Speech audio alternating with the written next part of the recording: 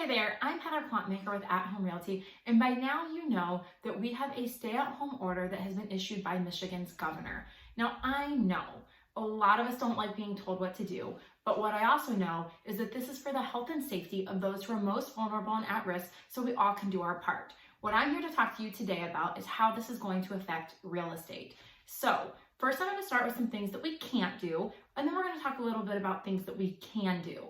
Now, some of the things that we can't do involve human contact, right? So showings, that's the first one. No more in-person showings because we would not want to bring any germs into anyone else's home, nor do we want to go there and potentially pick up germs. There's no way to know who's sick, so this is the wisest course of action for us to take. The second thing that we can't do are in-person open houses. Don't worry though, I do have a solution for that. The third thing that we can't really do right now are home inspections. So that falls under non-essential, and again, we don't want to put anybody at risk. Appraisals, those are a maybe. Let me unpack that a little bit. There are certain loan types where the appraisals can happen either by what they call a drive-by appraisal or a desktop automated appraisal. There are other loan types, however, where the appraisal needs to happen in the home. So it's a case-by-case situation. We will keep track with your lender which category you fall into. Another thing is closings, right? Everybody wonders, can I close on my house I'm already under contract for? That is again going to depend on the situation. It's going to depend on if you've had the home inspection, if you've had an appraisal, if there's able to be an appraisal.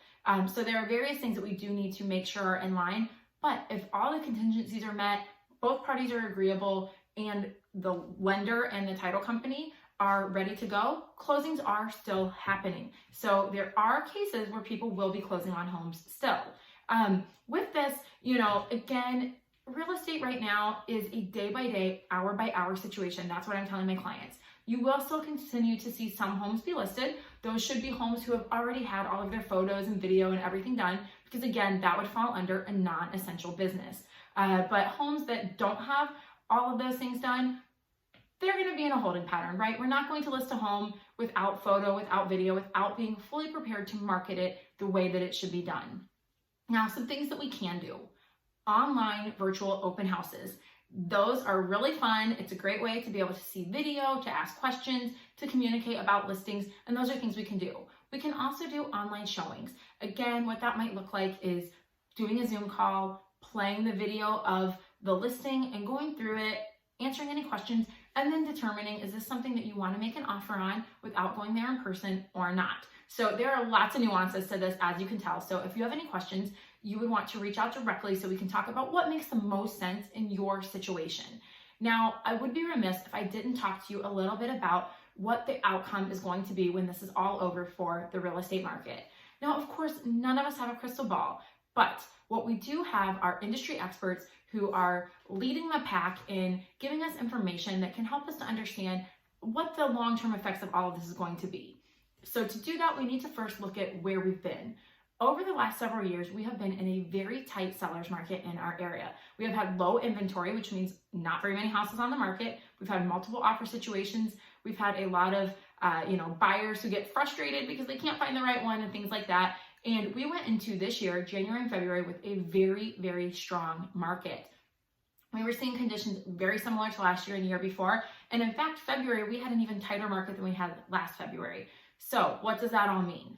What all of the experts, and myself included, are predicting is that we will go back to having a very strong seller's market when this is all over. Yes, the economy is having a lot of impact in a lot of different sectors, but housing is still an essential need for everybody. It's not an essential business right now, but it's an essential need. So what I am telling everybody is, if you are thinking of making a move, maybe you've realized after you're home for a few weeks, wow, my house is too big. This is a lot to keep up with. I need to downsize.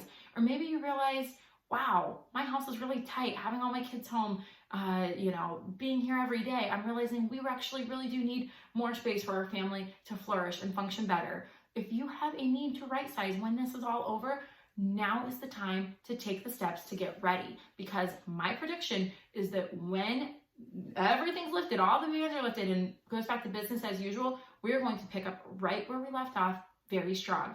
I've already talked to 2 sellers who are literally just waiting until this is over to get their home on the market. I've also been talking to buyers who are actively sending me listings. They're looking at them. They're wondering, do I make an offer sight unseen? Do I make a contingent on a home inspection and viewing it later and things like that? These are all nuances we can talk to. So at the end of the day, I'm not going to keep you here any longer, but what I am going to tell you is if you are thinking of a move, or if maybe you're not even thinking of a move, but you're just like, should I do these projects at my house right now? What would I get the most bang for the buck when I move in 5-10 years?